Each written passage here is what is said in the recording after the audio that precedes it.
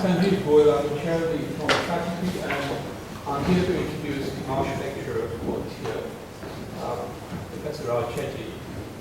Raj Chetty is a Bloomberg professor of economics at Harvard University. Professor Chetty works in public economics. He uses new evidence about economic behavior to synthesize results from different subfields of economics. And he brings together data to address fundamental questions that were believed for long to be unanswerable. The range of his work is wide.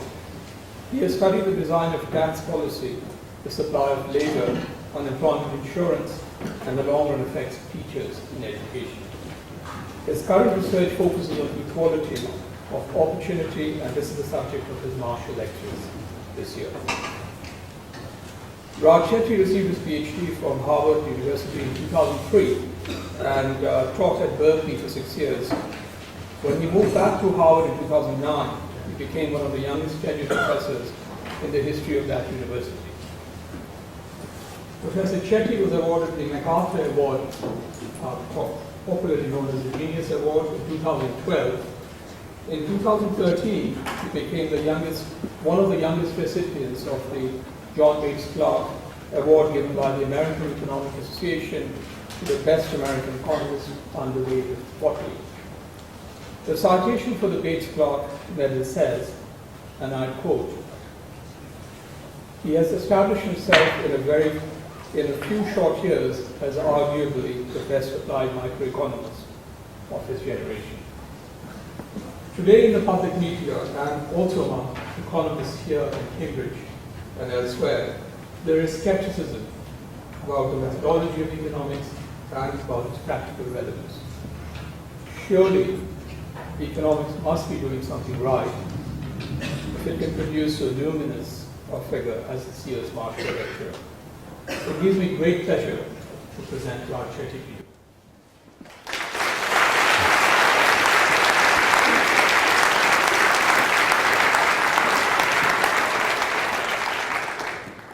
Thank you very much, Sanjeev, for the warm introduction, and thanks so much for having me. It's a great honor to be able to give the Marshall Lectures this year.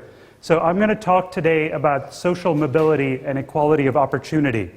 And let me start by just describing at a broad level what patterns of social mobility look like across some countries around the world. Now, social mobility is a complicated concept that can be measured in many different ways. I'd like to start by distilling it to a very simple statistic that we can measure in the data, which is the probability that a child born to parents in the bottom fifth of the income distribution makes the leap all the way to the top fifth of the income distribution. So kind of going from rags to riches, what are your odds of doing that? So that probability in the US is 7.5%. 7.5% of the kids who start out in the bottom fifth who make that leap all the way to the top fifth. That compares with 9% in the UK, 11.7% in Denmark, 13.5% in Canada. Now, I should note, there's a little bit of uncertainty in these statistics, especially in the UK. It turns out that in the other countries, in the US, Denmark, and Canada, we have incredible data now where we're able to compute statistics like this using data on millions of observations. That's the type of data I'll be showing you in these two lectures. In the UK, unfortunately, you don't yet have access to that type of data typically, and so that 9% number is based on a small sample of a few thousand people with survey data, and so there's quite a bit of uncertainty about what social mobility actually looks like in the United Kingdom, and I think that's an important area for further work, which I'll touch upon later in these lectures. So in thinking about these differences across countries, one reaction that people sometimes have is that even in Canada, which is the highest on this list, it doesn't look like social mobility is all that high, right? Because your chances of moving from the bottom to the top are only 13.5%. Now, of course, you have to remember that unfortunately, no matter what you do, you can't have more than 20% of people in the top 20%.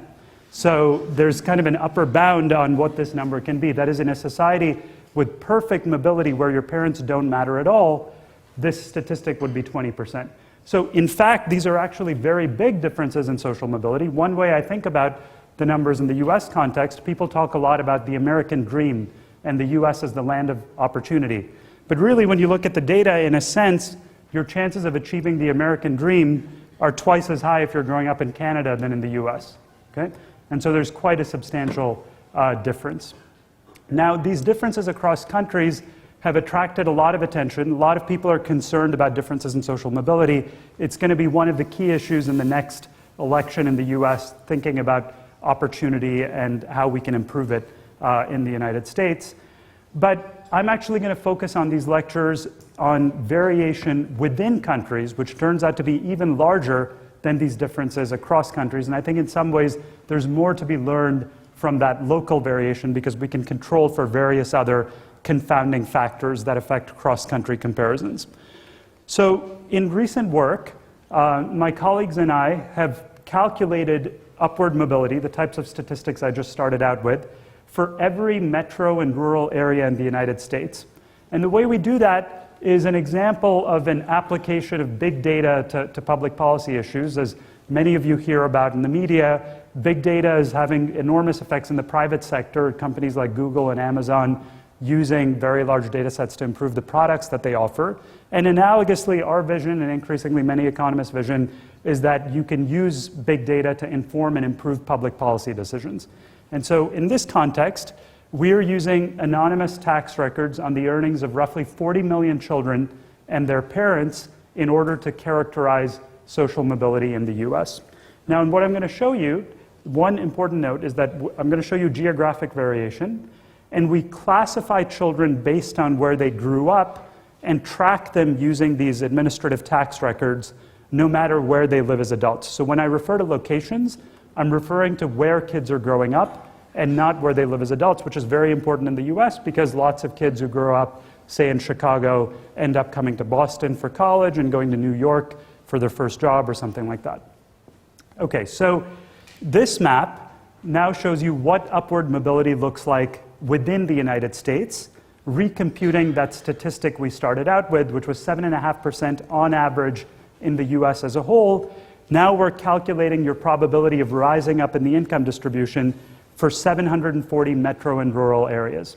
So the way this map is constructed is we take each of these 740 areas and we compute exactly that statistic. Take the kids who started out in the bottom fifth of the national income distribution and compute the probability that they reach the top fifth.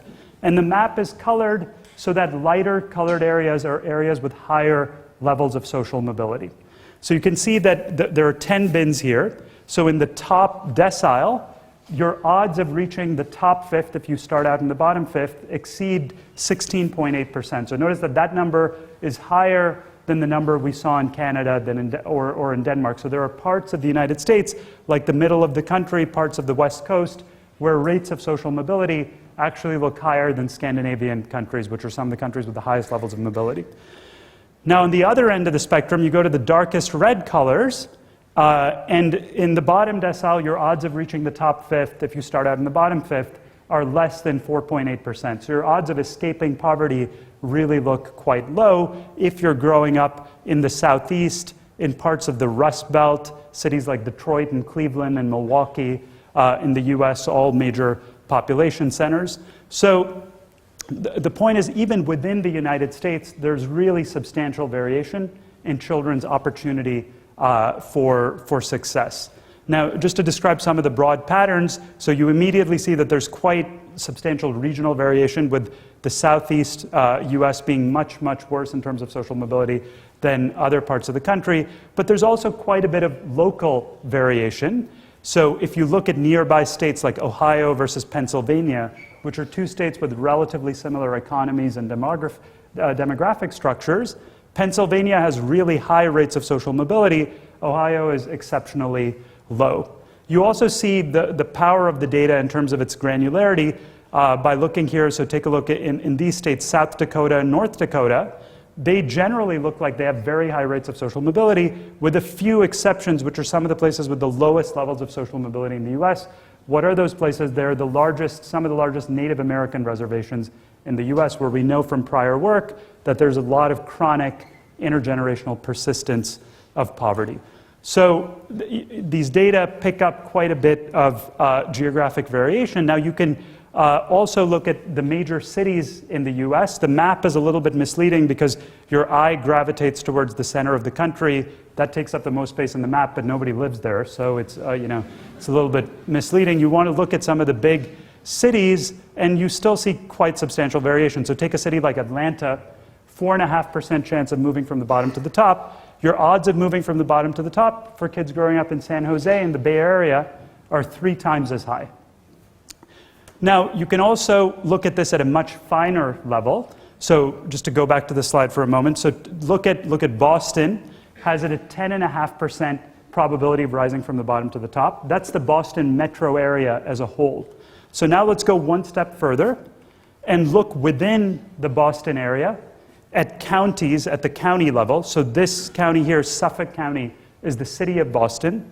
Middlesex County contains Cambridge, where Harvard and MIT are, and various other suburbs, essentially, of Boston. So what I want to show you in this map is that there's quite a bit of variation, even locally within each of these metro areas. So now we're recomputing the statistic based on which county you grew up in within Boston. And you see that if you grew up in the city of Boston in Suffolk County, your odds of rising from the bottom to the top are 8.2%. But that compares with, say, if you're growing up in Cambridge, 14%. If you're growing up in another town called Quincy, which is in Norfolk County, 18.2%. So very local variation, living a few miles apart one way or the other. Kids' odds of rising up in the income distribution look very, very different. Okay, so motivated by that initial set of results, I'm going to ask 2 questions in these 2 lectures that I'm going to give. So in the first lecture today, I'm going to address the basic question of why social mobility varies so much across small areas. And then the second question, building on that, I'm going to ask what policy changes can we implement that in order to change this? So how can we increase opportunities in areas with low rates of upward mobility? What can we learn from these data to actually improve social mobility in the US, maybe in other countries like the UK as well? So here's an outline of the first lecture. I'm going to start by just describing more precisely how we measure intergenerational mobility. I started out with a very simple way of doing it. I'll give you a more general description of what we do in our analysis.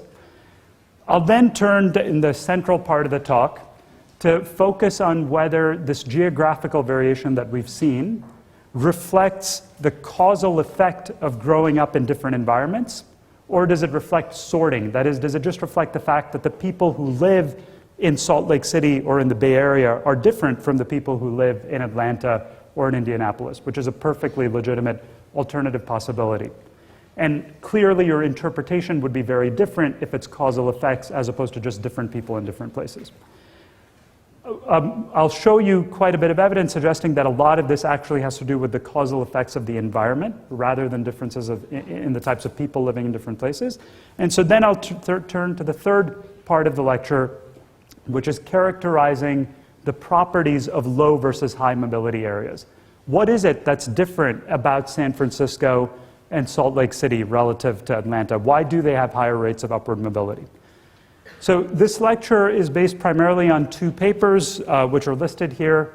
I'll be giving just a very brief overview of the papers, but those who are interested can look for more details. One of the papers published last year, and the other one will be released within a couple of weeks.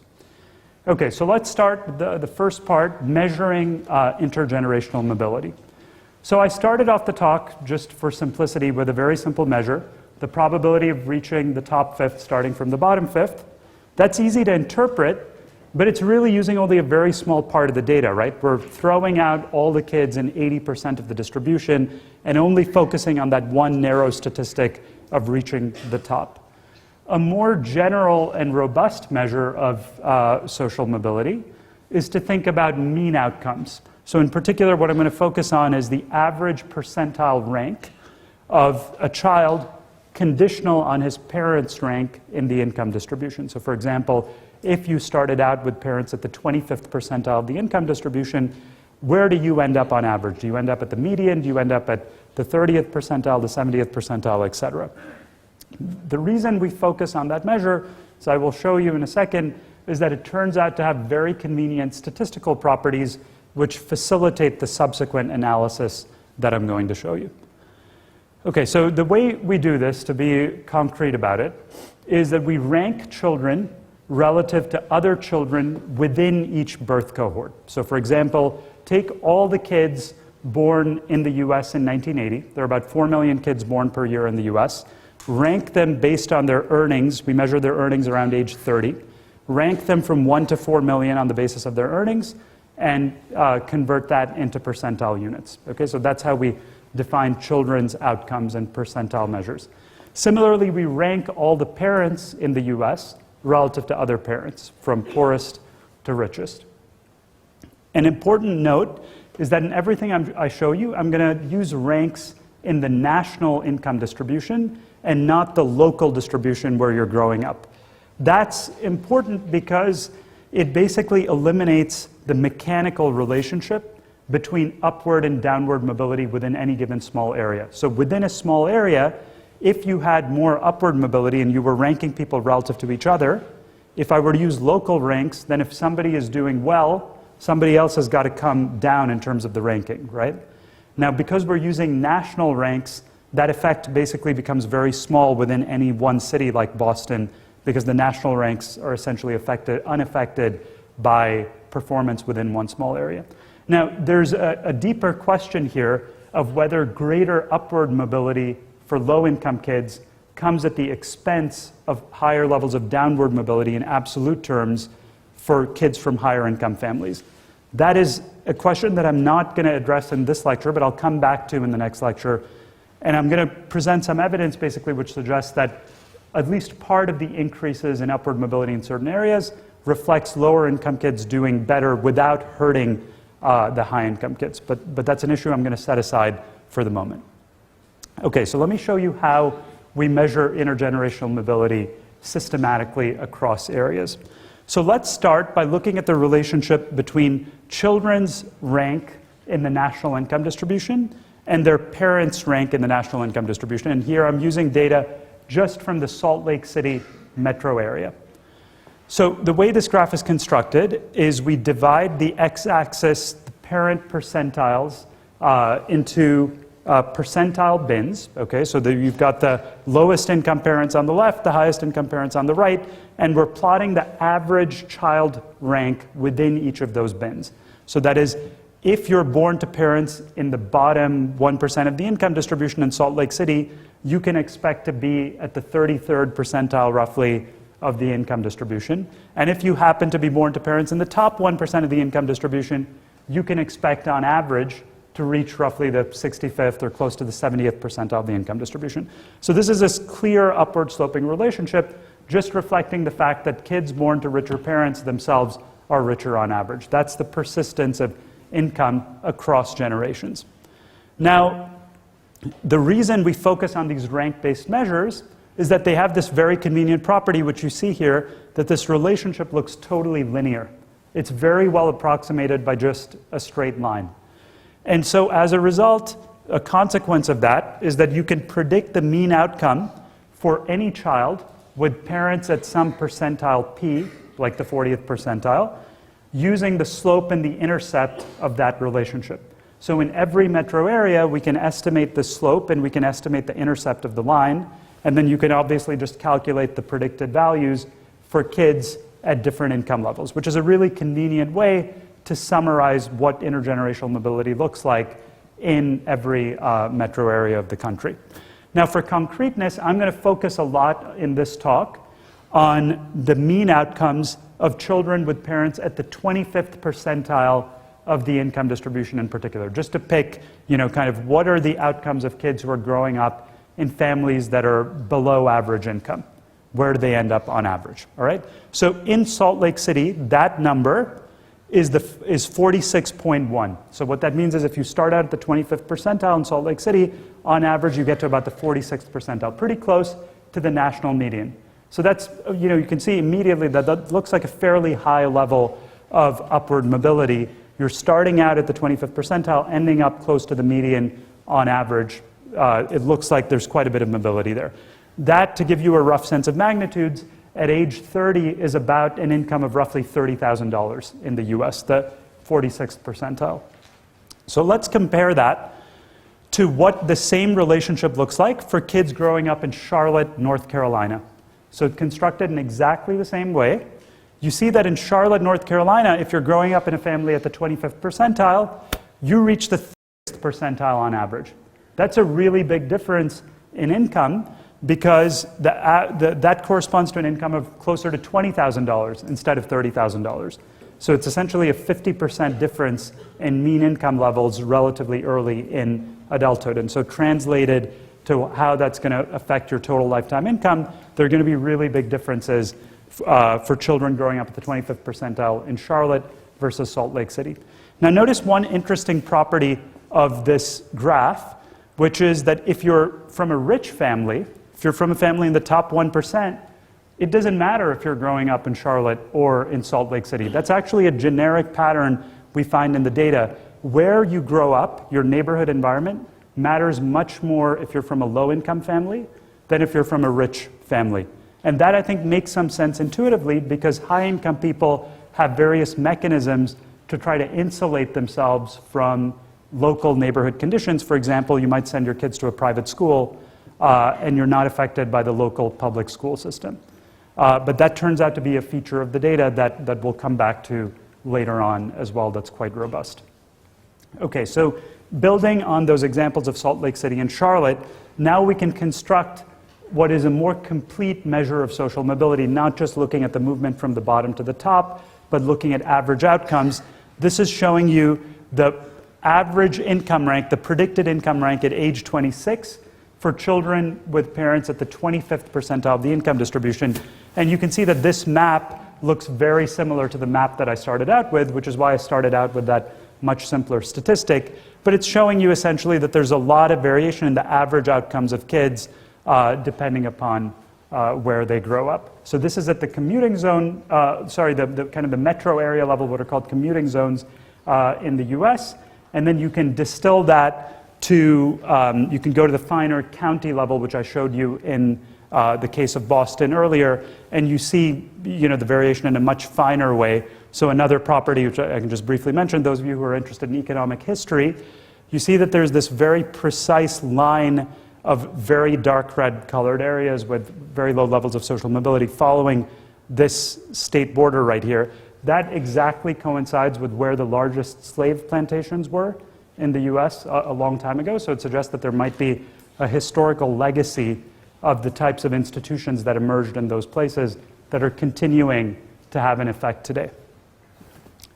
Okay, so what I've shown you so far is just that there are differences in social mobility across areas. So what I want to turn to next is the causal effects of growing up in different places. So there are two very different explanations for the maps that I've shown you so far. One is that there's simply heterogeneity across places. So in particular, different people might live in different places. We know, for instance, that the racial composition of Atlanta looks extremely different from the racial composition of California or of Salt Lake City. A different explanation is that there are neighborhood effects. So there's an idea that sociologists have talked about for a very long time. The people who are around you, your environment, might affect your life outcomes. So that is, places might have a causal effect on upward mobility for a given person. So conceptually, if I take a given child and put that child in Salt Lake City, or put that child in Atlanta, or put that child within different neighborhoods in Boston, under the causal model, I'd see different outcomes for that one given child. So these are extremely different explanations, very important to distinguish them, because if it's just heterogeneity, then it's not clear that there's something to be learned about changing policies at the spatial, at the place level, in terms of trying to change mobility. Whereas if it is about neighborhood effects, then maybe we can figure out what it is that some neighborhoods are doing better than others and how we might be able to improve other neighborhoods. So people have thought about this issue of neighborhood effects versus heterogeneity for a very long time in sociology and economics, and there's been a long-standing debate about how important neighborhood environments actually are versus other factors like family or genetics or other things that might play a role. And so I'm going to revisit that debate in the context of our data using these tax records covering millions of kids And I think we'll be able to shed new light on the extent to which these differences are actually driven by causal effects. So the way I like to think about these problems is, first, what is the ideal experiment you'd like to run in order to answer this question about causal effects? And in this case, the ideal experiment would be randomly assigning children to different neighborhoods and comparing their outcomes in adulthood, right? So what we'd like to do is take a large group of kids, randomly send them off to different parts of the US, and then compare their outcomes 20 years later. So as you can imagine, doing that experiment is not really feasible. And so what we're going to do is approximate that experiment using a quasi-experimental design. And this approach of using quasi-experimental methods, I think, illustrates an important shift in economics towards the types of ways in which we can essentially get evidence that's as good as a scientific experiment that you might take and learn about in your science classes, with the data that we already have, exploiting the massive size of these data sets and isolating particular parts of variation. So, in particular, the way we approach this problem is by studying families who move across areas with children of different ages in the observational data that we have, even though we don't have this experiment. So I'm going to first show you, because I want to make sure everyone here understands the high-level concept, which is straightforward, before getting into a little bit more of the econometrics. I'm going to show you a schematic that illustrates what we find in the data, and then I'll turn in a little bit more detail to the assumptions and how we reach these conclusions. Okay, so let's start with the following example.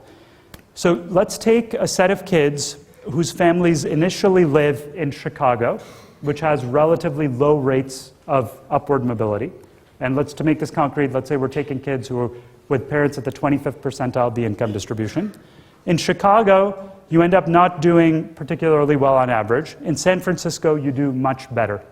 So to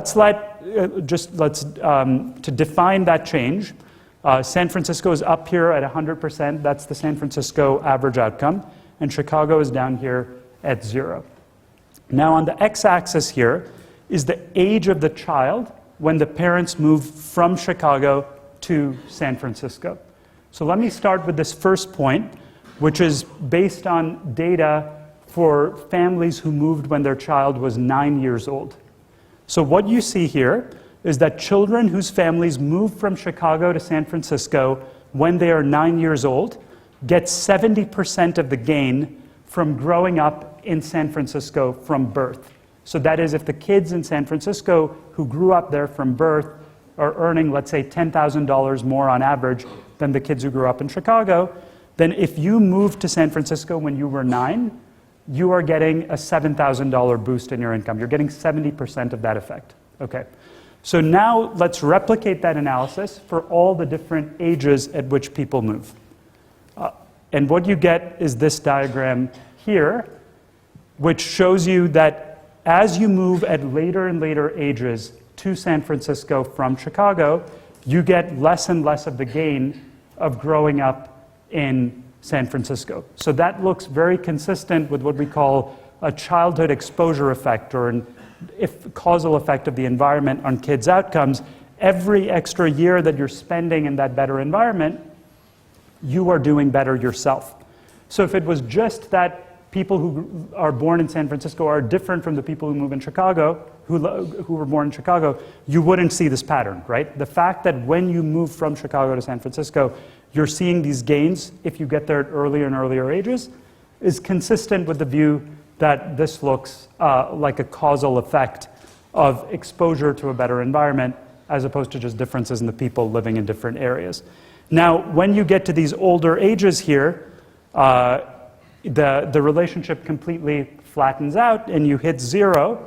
And the logic for that is that this is essentially what should be interpreted as a placebo test. So here we're looking at when the parents move. So the parents are moving from Chicago to San Francisco. And the presumption is hopefully, once your kids are 25 or 30 years old, they're not living with their parents anymore. And so when the parents move from Chicago to San Francisco, the kids are not actually being exposed to a different place. And so we wouldn't expect to see an effect beyond this point. So this looks exactly consistent with the view that childhood environment matters. So let me now describe what goes into reaching this conclusion in a little bit more detail, because there's a lot in the background behind that graph and a number of assumptions that are involved in reaching that conclusion. So to begin, let's consider families who move with a child, who move to a different area with a child who is exactly 12 years old, just as a starting point. And let's compare the earnings in adulthood of two children who started in the same city but moved to different cities at age 12. So take two people who, say, started in Chicago. One family moved to Boston, one family moved to Atlanta. How are the kids doing when we track them forward and look at their income when they're in their mid-20s? So this chart answers that question, and let me describe how it's constructed. So on the x-axis here is the predicted difference in the child's rank based on the permanent residence in the destination versus the origin. So what I mean by that is, by permanent residence, I mean the kids who grew up their entire life in each of these cities. And so if I take a set of kids who start out at an average place, let's say a place like Dallas, which turns out to be average in terms of mobility, the people moving to the right here are moving to places like San Francisco, which have much higher rates of upward mobility. And the kids on the left, their families are moving to places with much lower levels of social mobility based on the prior residents who were already living there. Okay? Now on the y-axis is the mean rank of the child who's actually moving. So we're basically asking, how does the outcome of the movers relate to the outcomes of the kids who were permanently growing up in these different areas? And what you can see is there's a clear upward sloping relationship. If your family moved to a place like San Francisco when you were 12, you do much better as an adult. If your family moved to a place like Atlanta when you were 12, you do much worse in terms of your earnings in adulthood. Now that slope is 0.6, so every 10 percentile point increase in the outcomes of the kids who were already there translates to a 6 percentile point increase in your own outcomes when you move at age 12. So now we then repeat that analysis for all the other ages, just like I was showing you in the initial graph. That estimate of 0.62 that we had on the previous slide for age 12 moves, that's that red dot right there, right? Now I just repeat that analysis at all the other ages and plot those slopes. And you get this clear declining pattern that if you move at an older age, you get less and less of the effect of growing up in that area. Right? So that's what's underlying what I showed you in the initial graph. Now, when you look at this graph, there are a couple of things to notice. So I've been emphasizing the declining slopes here at the younger ages, which I've been calling an exposure effect. But the other thing to notice here, which is important from an econometric point of view, is that the slope actually, the level of these coefficients actually remains positive even at these older ages. So for example, when your parents move to a better area where kids are doing better, when you're, say, 28 years old, it still seems like you are doing better, even though we're measuring your income when you're 24 years old. So that can't be a causal effect, right? It can't be that your parents moved to San Francisco when you were 28 and that somehow improved your income when you were 24. That doesn't make sense. So that has to be a selection effect. That is, it's basically capturing the fact that the people who move to a place like San Francisco are not the same as the types of people who move to a place like Atlanta. The types of parents who move to places like San Francisco, they might have different types of jobs, they might be more educated, et cetera, and all of those differences are translating into better outcomes for kids. And so it's not, these effects down here don't reflect the causal effect of the place, they reflect a selection effect of that type. Now, given the presence of these selection effects, how do we actually conclude that the exposure pattern that we're seeing is the causal effect of the neighborhood? That's where we have to make a key assumption, to operationalize this design and use the data that we have to get at causal effects. And the critical assumption that we're going to make is that this selection effect, the magnitude of this effect, which is about 0.1 on average, when your parents move to a 1 percentile point better place, when you're older, your own outcome looks 0.1 percentiles higher. We're going to assume that that effect is constant at all ages. So that is, the better people, people with better unobservable characteristics might be moving to places like San Francisco or moving to places like Boston relative to places in the Southeast. But we're going to assume that that effect is constant with respect to the child's age at move. So that selection effect is not varying with the age of the child. That's really the critical assumption underlying our analysis.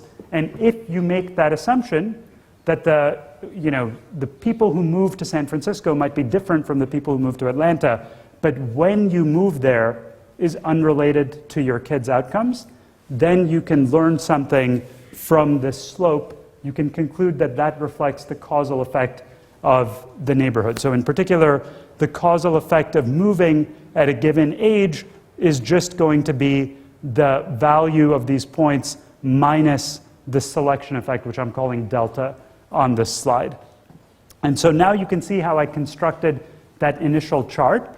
Essentially what I did, so remember how I said there was a 70% effect of moving at age 9 to a better environment? So what we're doing there basically is taking that estimate of 0.82, which you see on this figure, and subtracting this 0.12 selection effect, and concluding that that 70% that's left is the causal effect of being in that better environment at age 9. So that's how we got to that original diagram. Okay, now one thing to notice in this graph is that the coefficients below age 23, they look linear with the age at move.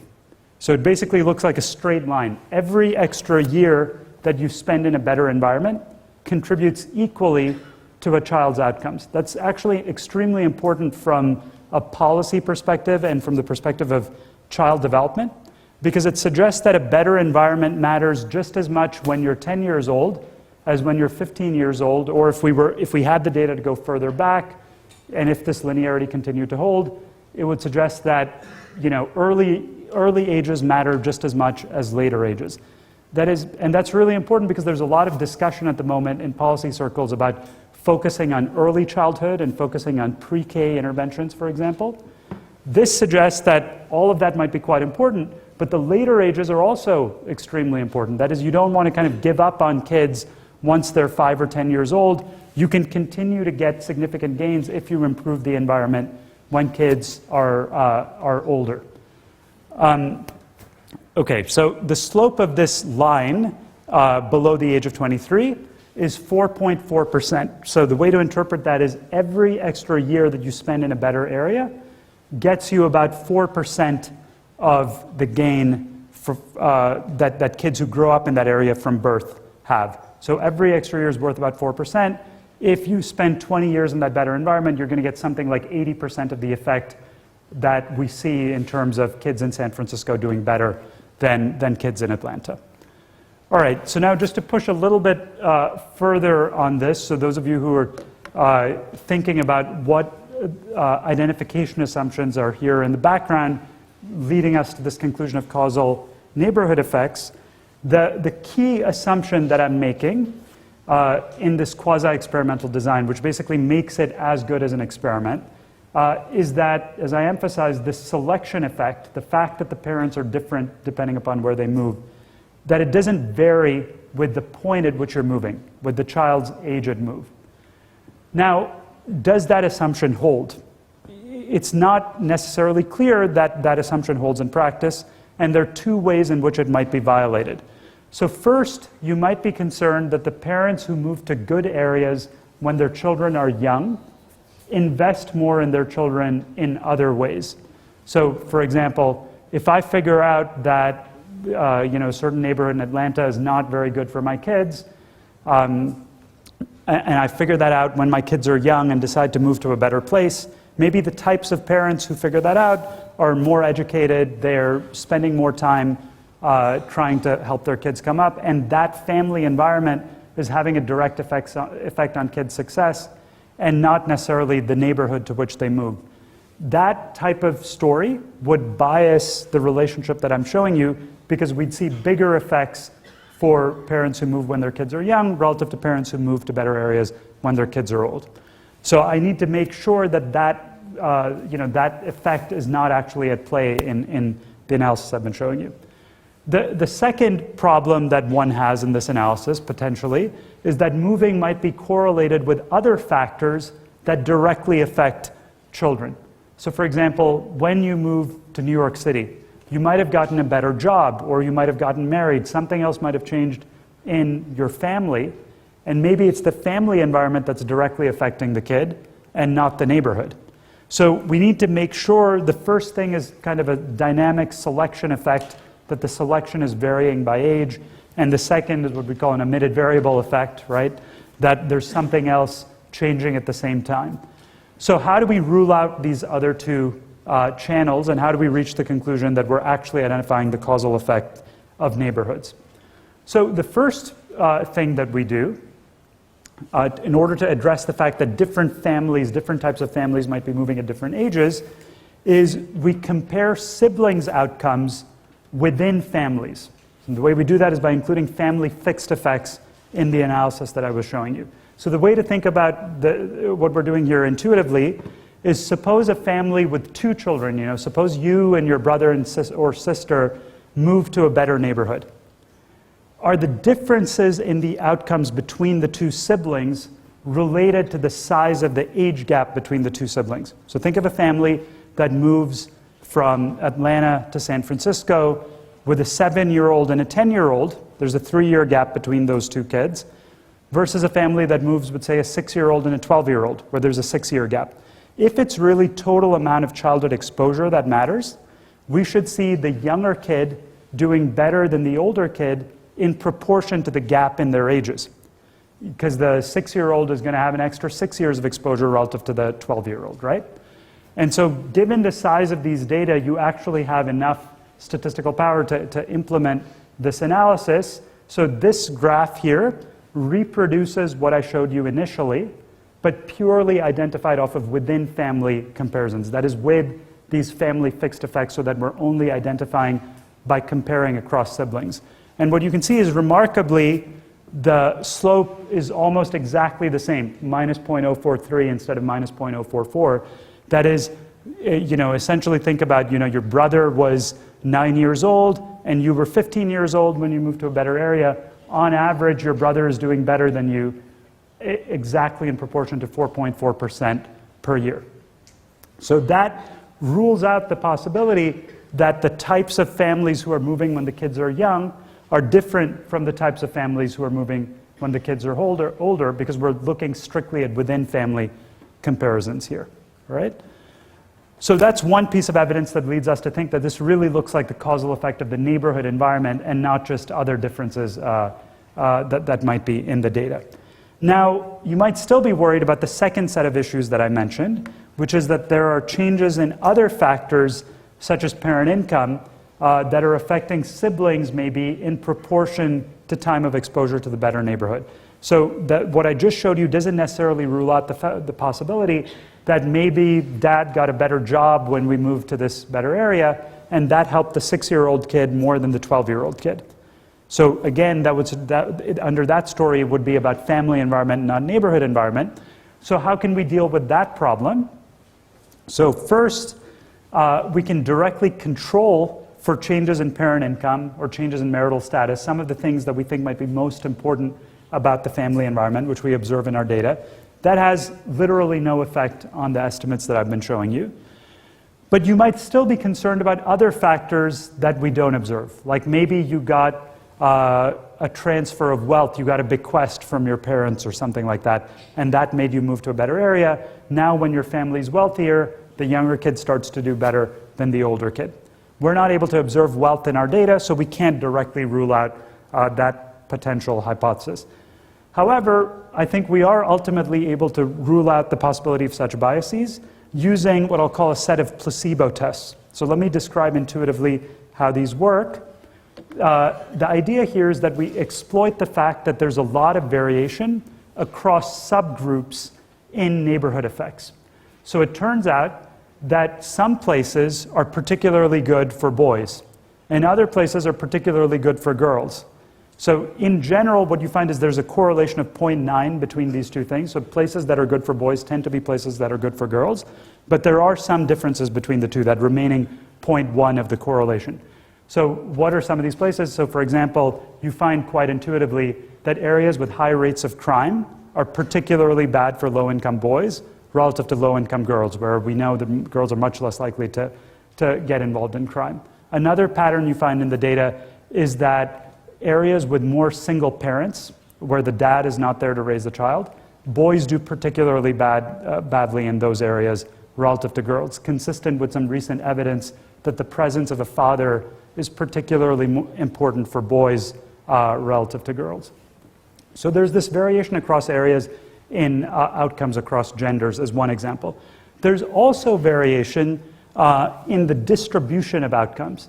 So I've been focusing mainly in this talk on mean outcomes, but it turns out that there's some places that are particularly good at producing superstars, like top 10% of the income distribution, and there are other places that are particularly good in kind of keeping you out of trouble, keeping you out of jail, keeping you out of the bottom 10% of the income distribution. So there's variation in the distribution of outcomes across places and not just the average. So to take one example, it turns out that in San Francisco and in Boston, if you're growing up in a low-income family, you end up at roughly the same place on average, but San Francisco generates more variance. It's more likely to put you in the upper tail and also more likely to put you in the lower tail. And so that again generates variation that we can exploit to implement a set of placebo tests that rule out these other omitted factors. So the way we reach that conclusion, without getting into too much of the details, let me just explain how it works. Basically, what we find is that the exposure effects of moving, these declining patterns that I've been showing you, they precisely match these predictions across subgroups. So, for example, taking the gender variation, suppose a family with a boy and a girl moves to an area where girls do especially well. What we see in the data is that your daughter does especially well in proportion to the amount of time you spend in that area, but your son does not. So if you think about, could it have been some other factor, like a change in your wealth or the change in the type of job you have that's generating these different effects, you wouldn't have thought, like getting a lot of money somehow has an effect only on your daughter and not on your son when you move to a place that's particularly good for girls. It seems much more plausible that that's driven by the causal effect of the neighborhood environment rather than other omitted factors. The same is true for the entire distribution of children's outcomes. We find that children are more likely to reach, say, the top 10% if he or she grows up in an area that produces more superstars, controlling for the mean outcome. So that is, if you take, coming back to my earlier example of Boston and San Francisco, take two families, one of which moved to Boston, one of which moved to San Francisco. Their kids do as well on average, but they are more likely to end up in the top 10% because San Francisco is more likely to produce superstars for every extra year they end up spending in an area like San Francisco. So, to say that more precisely, there's distributional convergence at all quantiles of the income distribution. You see this convergence at a rate of about 4% per year. And again, given that high dimensional convergence, it's very unlikely that some other omitted factor is exactly reproducing the set of outcomes that you're seeing in the neighborhood. So once again, that looks a lot like the causal effects of growing up in different areas. So the bottom line of this section of the talk is that 70 to 80% of the variation in children's outcomes across areas appears to be due to causal place effects as opposed to just differences in who's living in different places. And that has an extremely concrete and actionable implication, which is, first of all, from any one family's point of view, basically like take the map that I was showing you of Boston.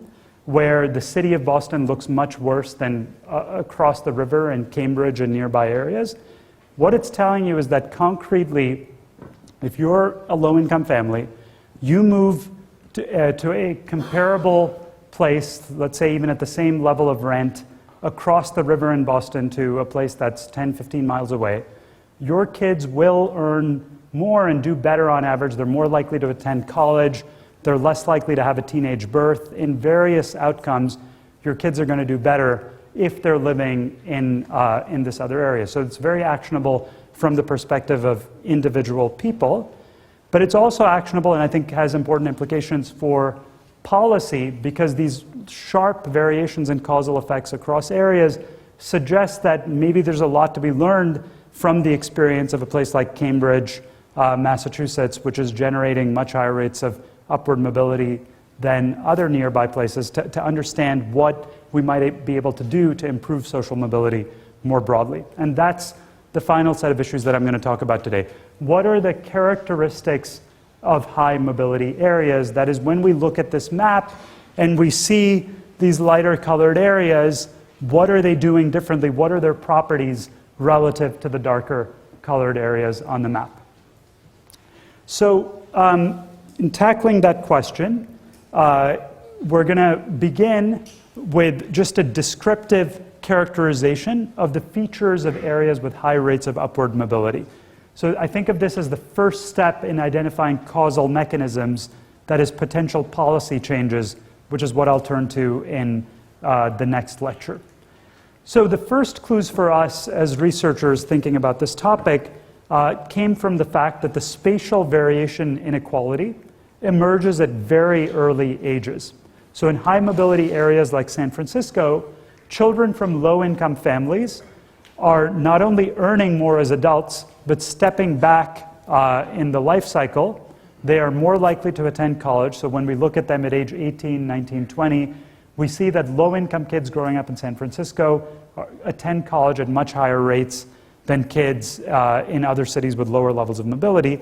Or stepping back even further, looking at a different outcome, girls are much less likely to have teenage pregnancies if they are living in areas with high levels of social mobility relative to areas with lower levels of social mobility. So why are those facts important? I think they're important because they point to factors that are affecting children while they're growing up, rather than another set of hypotheses that you might consider. Actually, the president in the US often talks about the types of jobs we need to provide in order to create ladders to opportunity. Those jobs might be important, but the fact that a lot of the variation in social mobility is emerging even before kids start to work is more consistent in some ways with the view that it's the childhood environment that, consistent with that exposure pattern that I've been showing you, that really affects children's chances of moving up in the income distribution, that really matters for opportunity. That is, it's not about changing the types of jobs that are available in a city like Atlanta. Atlanta actually has an incredibly vibrant labor market. It's about changing other things that are affecting kids during their childhood, like, for instance, schools or other factors like that. And so what are those factors? So we, as a first step in this analysis, correlate the differences in upward mobility, the maps that I've been showing you, with lots of factors that sociologists and economists have thought about as potential determinants of social mobility and opportunity. And so I'm going to list here the 5 strongest factors that we found in terms of explaining those differences across areas. So the first factor is segregation. We find that areas with more racial and income segregation have significantly lower rates of upward mobility. So just to show you what that looks like visually, here's what I think is actually quite a powerful visual that shows you segregation in the US, how it varies across cities, and how it relates to upward mobility. So this doesn't come from our research, it comes from work by a demographer named Cable, where he uses census data to illustrate the amount of racial segregation in the Atlanta metro area. So this is a dot map. The way it's constructed is every person in Atlanta is represented by a dot, and the dots are colored based on their race. whites are blue, blacks are green, Asians are red, and Hispanics are orange. You can see here is that the blue dots are just completely separated from the green dots, right? Atlanta is an incredibly racially segregated city. There's basically a line below which it's entirely black and above which it's almost entirely white. There's no mixing across races. And related to that, there's also very little mixing by income groups in Atlanta. So you have very few mixed income neighborhoods. The high income people live in one part of the city, low income people live in another part of the city. Racial segregation tends to go hand in hand with income segregation. Now remember that Atlanta, consistent with this pattern, is Atlanta is one of the lowest cities in terms of rates of social mobility, right? It was 4.4% in that initial statistic of rising from the bottom to the top. Now compare that with Sacramento, California, which is one of the cities with the highest rates of upward mobility in the US. And look at the dots. Sacramento has the same minority population fraction as Atlanta. The total number of blacks and Hispanics in Sacramento is the same as in Atlanta. But you can see the dots are far more interspersed than they are in Atlanta, right? And so more generically, moving beyond these two comparisons of these cities, when we compute measures of segregation like this, how interspersed are these dots, you find that in cities like Sacramento, which are much more integrated, you find much higher rates of social mobility. And there are many theories that can explain why you find such a relationship. One simple explanation is that there are peer effects or role model effects. If you live completely segregated from higher income people or people of different races who might be more affluent on average, you don't have a perception of the types of opportunities that might be available to you. You might not have the same networks and so on. Another potential explanation is that when you have a really segregated city, you don't benefit from being around the resources that higher income people provide. So in a city like Cambridge, Massachusetts, where I live, there are some affluent people, there are some lower income people, and lots of people go to the same public school. And that public school is being funded by a tax base of both higher income and lower income people, so it's probably better on average than the types of public schools that low income people go to in Atlanta, where they don't benefit from that shared tax base. So there are lots of reasons that integration might end up having a causal effect on rates of upward mobility. Now, another way to think about this is if you look at another simple measure, average commute times. How long does it take people to drive from home to work? Turns out that in cities that are more sprawling, Atlanta being a good example, you have much lower rates of social mobility. So denser cities, which facilitate more integration, arguably cities with better public transit and so on, tend to have much higher rates of social mobility, just as an empirical fact. So that's the first factor, segregation. So now the second strong correlation we find in the data is that places with more income inequality tend to also have lower social mobility. So in particular, places with a smaller middle class, that is fewer people between the 25th and 75th percentile of the national income distribution, also have lower rates of mobility across generations. Why is this important? If you think about the political debate at the moment, there's a lot of interest in the increasing amount of inequality in the US and in the UK and many other countries. And there's a lot of debate about whether we should do something about that increasing inequality. So some people have the view that we should try to redistribute income and share the rewards more equally. And other people have the view that, you know, if you're like Steve Jobs or Bill Gates and you invented something that's incredibly valuable, maybe you're entitled to all the money that you made, and we shouldn't be so bothered about redistributing income. And I think you can have different perspectives on that debate.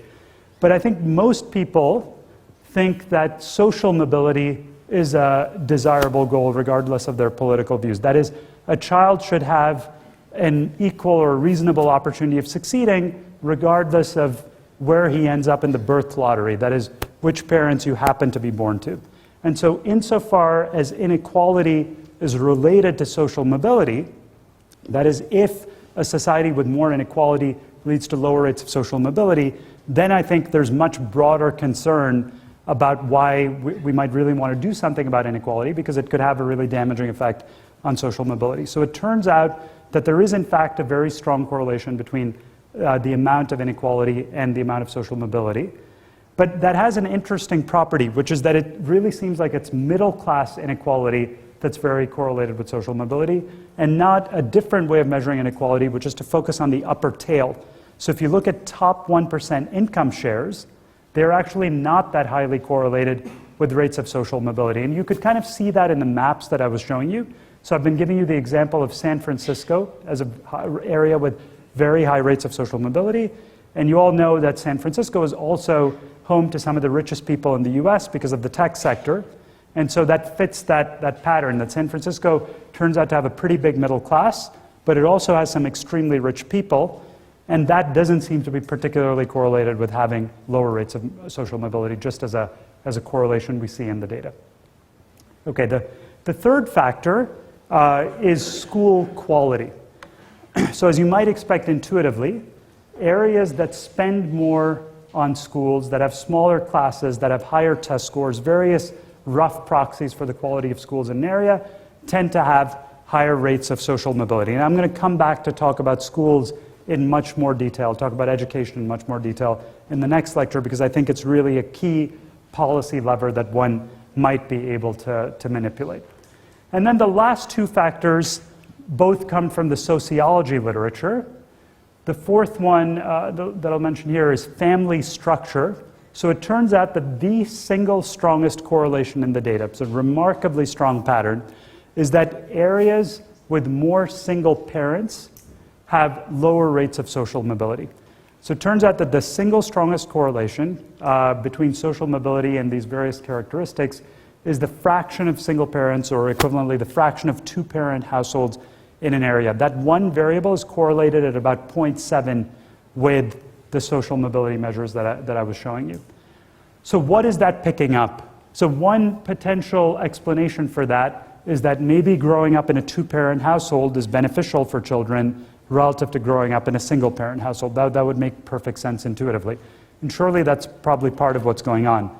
But a critical caveat here is that we find a very strong correlation between the fraction of single parents in an area and rates of upward mobility, even for the subset of kids whose own parents are married.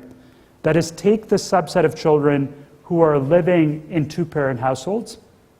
If you're growing up in a community with a lot of single parents, you are much less likely to succeed and move up in the income distribution than if you live in a community with lots of two-parent households. So that again suggests that it's something about the place, something about the community that's getting picked up by this factor, and not just the direct effect of your own family situation, which surely is important, but that's not the entire story.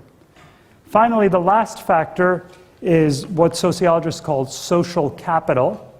And this is the idea, the way I think about it is it's a measure of social cohesion. To what extent will other people in your community help you out? So one proxy for this is the number of religious individuals, religious participation in an area, or participation in civic organizations.